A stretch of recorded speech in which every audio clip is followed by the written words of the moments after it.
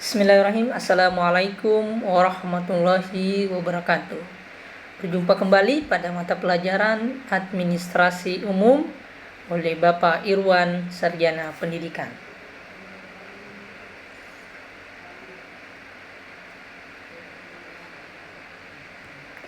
Pada pertemuan kali ini kita akan belajar di bab 1 memahami administrasi ya. Sebelum kita lanjut ya, jangan lupa like and subscribe ya channel Bapak Goresan Pena TV. Untuk pertemuan kali ini memahami administrasi. Memahami administrasi, kita lanjut pada pembahasan sebelumnya minggu lalu. Maka minggu lalu kita belajar tentang pengertian administrasi. Maka minggu ini kita belajar tentang unsur-unsur administrasi. Yang pertama adalah pengorganisasian. Ya, pengorganisasian adalah rangkaian kegiatan menyusun suatu kerangka sebagai wadah bagi segenap kegiatan dari usaha kerjasama dengan jalan sebagai berikut. Jadi ingat, pengorganisasian itu rangkaian kegiatan menyusun suatu kerangka. Kemudian selanjutnya, yang pertama, usaha kerjasama ini yang pertama mengelompokkan pekerjaan yang harus dilaksanakan. Jadi dia membagi. Jadi dalam sebuah organisasi dia dibagi kerja, si A kerjanya apa, si B kerjanya apa. Ya, jadi pembagian kelompok kerja.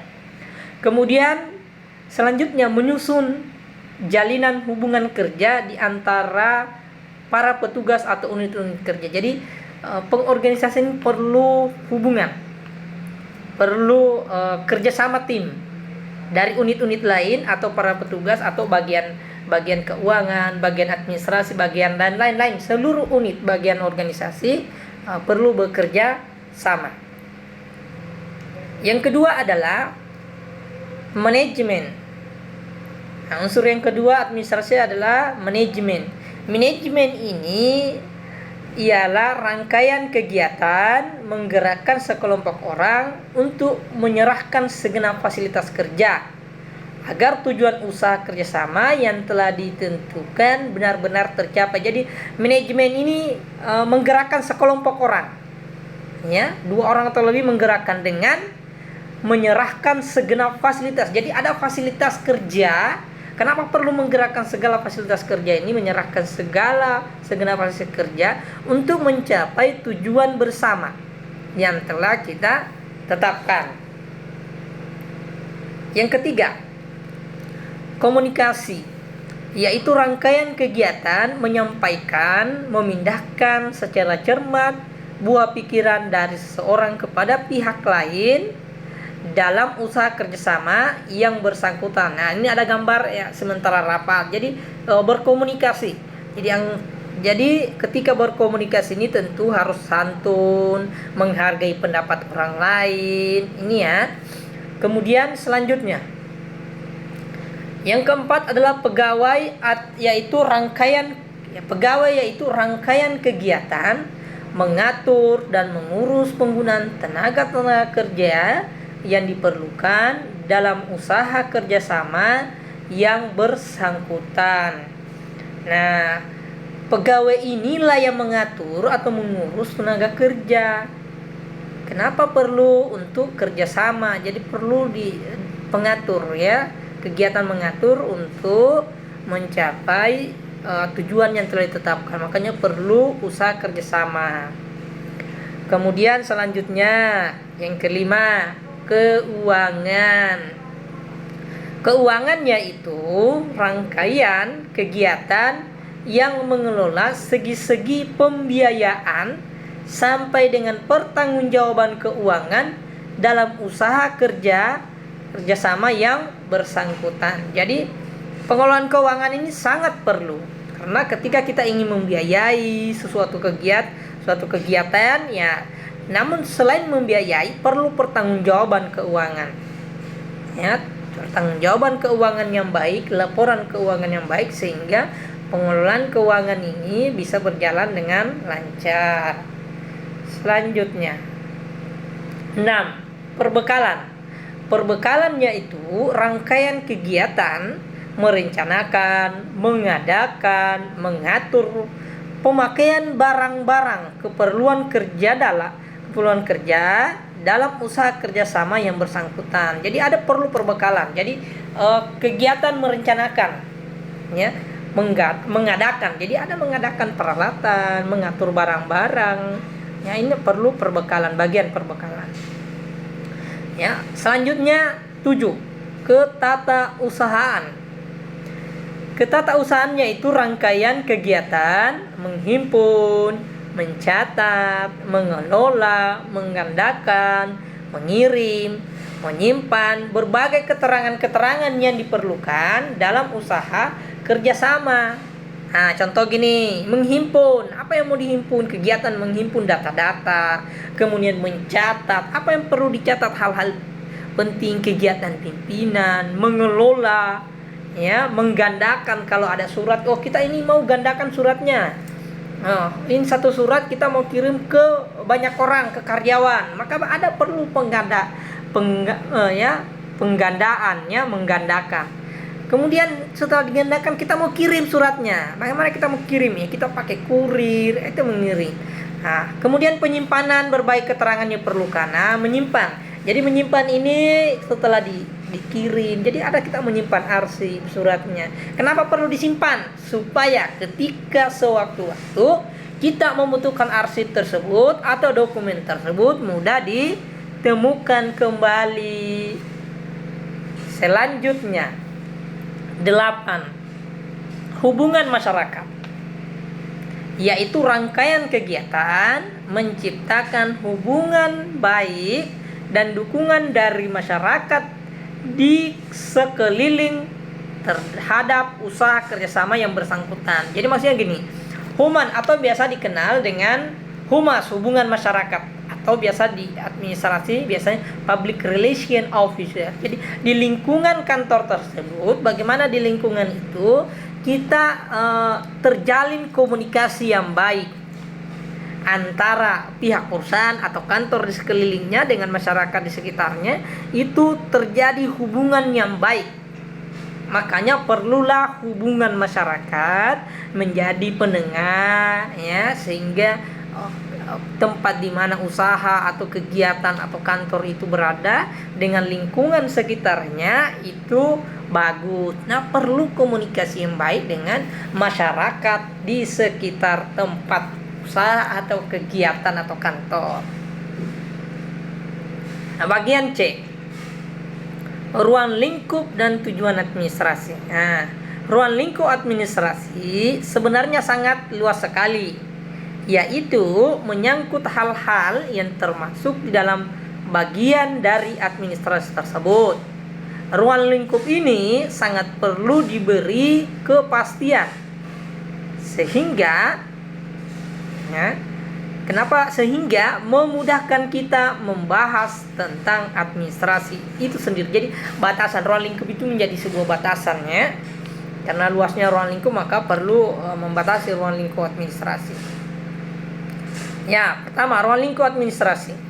Menurut Edward Whitehead, ruang lingkup administrasi dapat digolongkan ke dalam 7 kelompok, yaitu sebagai berikut. Ya, ilmu administrasi. Pengertian administrasi dapat dibedakan menjadi 2, yaitu secara sempit dan secara luas. Secara sempit yaitu kegiatan yang berhubungan dengan ketatausahaan, misalnya surat menyurat, ya, ekspedisi, mencatat, mengelola, menyalin, kearsipan, menggandakan dan sebagainya, seperti yang saya jelaskan sebelumnya. Sedangkan administrasi dalam arti luas yaitu administrasi yang berhubungan dengan kegiatan kerjasama yang dilakukan manusia atau sekelompok orang sehingga tercapai tujuan yang diinginkan. Bagian B, organisasi. Apa itu organisasi? Nah, organisasi merupakan wadah atau alat di mana usaha kerjasama itu diselenggarakan Di situ ada wewenang, ada tugas dan tanggung jawab, ya, menjadi kesatuan yang selaras, ya, termasuk pula dalam proses pengorganisasian atau membentuk organisasi ialah menentukan tujuan yang hendak dicapai. Nah, ini organisasi. Jadi sebuah wadah, ya, sebuah wadah atau alat di mana kerjasama diselenggarakan, ya, untuk mencapai tujuan yang hendak dicapai atau tujuan yang telah disepakati bersama. Bagian C, manajemen. Manajemen ini merupakan suatu proses yang menggerakkan kegiatan dalam administrasi itu sehingga tujuan yang telah ditentukan benar-benar tercapai. Perlu di-manage dengan baik, diatur, ya, sehingga proses menggerakkan kegiatan administrasi itu dapat tercapai. Bagian D, kepemimpinan. Kepemimpinan adalah kegiatan untuk mempengaruhi orang untuk bekerja secara sukarela untuk mencapai tujuan bersama. Jadi ini perlu kepemimpinan. Jadi ilmunya ini. Jadi ilmu atau kegiatan mempengaruhi orang. Kepemimpinan beda pemimpin. Kalau pemimpin itu dia orangnya. Kepemimpinan adalah caranya atau ilmu untuk mempengaruhi orang lain untuk bekerja secara sukarela untuk mencapai tujuan bersama yang telah kita tetapkan. Bagian E, pembuatan keputusan. Keputusan adalah suatu pengakhiran atau pemutusan dari suatu proses pemikiran untuk menjadi suatu pertanyaan, khususnya untuk masalah atau problem. Jadi ada masalah, ya. Jadi kita ada masalah dipecahkan bersama, itulah menjadi sebuah keputusan. F, komunikasi. Nah, komunikasi adalah rangkaian kegiatan menyampaikan informasi dan memindahkan secara pemikiran seseorang dari seorang kepada pihak lain dalam hubungan kerjasama yang bersangkutan atau hubungan manusia. Dalam ilmu komunikasi, maka biasa kita mengenal unsur-unsur komunikasi. Jadi ada komunikatornya, ada komunikannya, ada pesan, ada media, ada feedback. Nah, komunikasi ini jadi informasi dari komunikator. Jadi orang yang memberikan informasi disebut namanya komunikator. Kemudian orang yang menerima informasi disebut komunikan. Jadi antara komunikator dan komunikan. Jadi ingat, komunikator menyampaikan informasi atau pemberi informasi, sementara komunikan orang yang menerima informasi. Nah, perlu ada pesan. Apa pesan yang ingin disampaikan? Kemudian apa media yang digunakan, melalui telepon kah, ya, melalui internet kah, email kah, surat kah? Inilah media-media yang digunakan dalam berkomunikasi. Yang kedua, fungsi administrasi. Ya, fungsi administrasi yang pertama mencatat alat-alat perlengkapan organisasi dan kegiatan-kegiatan dalam buku administrasi. Jadi mencatat seluruh alat yang dibutuhkan. Apa semua peralatan yang dibutuhkan oleh organisasi, apa kita butuh meja, butuh komputer, butuh kursi, dan peralatan lainnya, mungkin alat produksi, mesin produksi. Nah, dia dicatat dalam buku administrasi, sehingga inilah fungsi administrasi, sehingga dia terdata dengan baik. Kemudian memelihara buku administrasi. Kenapa perlu dipelihara? Karena seluruh catatan data itu berada di buku administrasi. Kemudian yang ketiga, menyediakan, melengkapi, dan mengelola buku administrasi. Jadi perlu ada menyiapkan bukunya, menyediakan, kemudian melengkapi, sehingga jadilah sebuah buku administrasi. Yang keempat adalah mengerjakan buku-buku administrasi sesuai dengan ketentuan yang berlaku. Buku-buku administrasi ini sesuai dengan ketentuan yang berlaku di kantor. Maka setiap kantor tentu buku-buku administrasinya berbeda-beda. Mungkin sampai di sini pertemuan dari Bapak. Ya, sekian. Mohon maaf ketika ada kekurangan. Ya, disimak materinya. Kalau ada yang tidak dimengerti, silakan ditanyakan melalui WA atau grup WhatsApp, ya, atau di Google Meet. Inilah materi kita yang berada di bab 1. ya, bagian B dan C untuk proses pembelajaran minggu ini. Terima kasih atas perhatian anak-anakku terhadap materi administrasi umum pada hari ini. Sekian dan terima kasih. Mohon maaf ketika ada kekurangan. Billahi taufiq wal hidayah. Wassalamualaikum warahmatullahi wabarakatuh. Jangan lupa like and subscribe serta bagikan kepada teman-temannya ya.